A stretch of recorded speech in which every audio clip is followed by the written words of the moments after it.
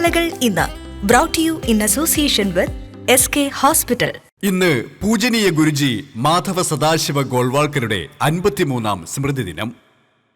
രാഷ്ട്രീയ സ്വയംസേവക സംഘത്തിന്റെ രണ്ടാമത്തെ സർസംഘചാലക് മാധവ് സദാശിവ ഗോൾവാൾക്കർ അഥവാ ഗുരുജി. രാഷ്ട്ര പരംവൈഭവം എന്ന ലക്ഷ്യം മുന്നോട്ടുവച്ച ഭാരതത്തിലെ ദേശീയ ചിന്തകരിൽ പ്രമുഖൻ.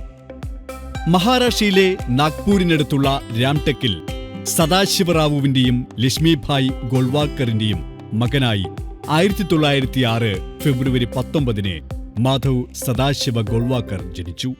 അദ്ദേഹത്തിന്റെ പിതാവ് സദാശിവറാവു ഒരു അധ്യാപകനായിരുന്നു. കൗമാരപ്രായത്തിൽ തന്നെ ദേശീയതയിലും ആധ്യാത്മികതയിലും അദ്ദേഹത്തിന് അഗാധമായ താൽപര്യമുണ്ടായിരുന്നു.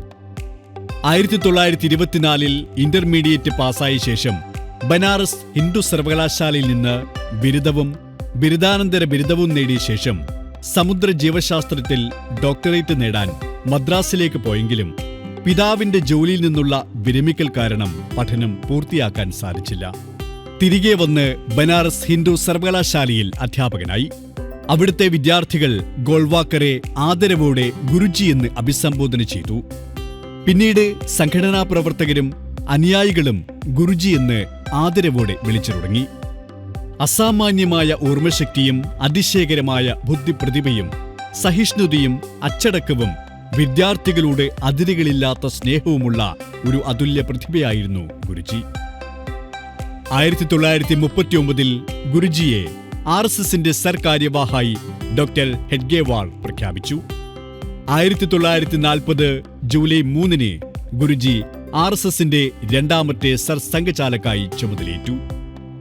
1940 മുതൽ ദീർഘകാലം സംഘടനയെ നയിച്ചു.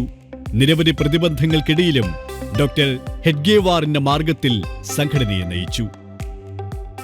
തങ്ങളുടെ ചൊൽപ്പടിക്ക് നിൽക്കാത്ത സംഘടനയെ വേരോടെ പിഴുതെറിയാൻ ഇന്ത്യൻ നാഷണൽ കോൺഗ്രസ് എന്ന സംഘടനയിലെ ഉപജാപക വൃന്ദം കണ്ടെത്തിയ അനേകം ഗൂഢാലോചനകളിലൊന്നായ ഗാന്ധിവധത്തിന്റെ പേരിൽ പ്രവർത്തന നിരോധനവും നേരിട്ടു.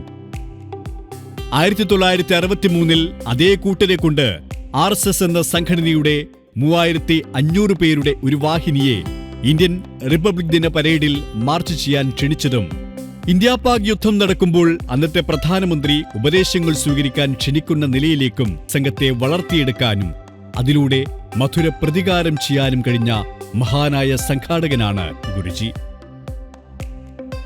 സംഘടനയുടെ ഭാവി മാത്രമായിരുന്നില്ല, അതോടൊപ്പം രാജ്യം നേരിടുന്ന ആപത്തുകളും അതിനെ പ്രതിരോധിക്കാനുതകുന്ന സംഘടനാ സംവിധാനങ്ങളും ഒരുക്കാൻ വളരെ മുന്നേ തന്നെ ഗുരുജിക്ക് സാധിച്ചു. 1973 ജൂൺ 5 ഗുരുജി ഗോൾവാൾക്കർ ഈ ലോകത്തോട് വിട പറഞ്ഞു.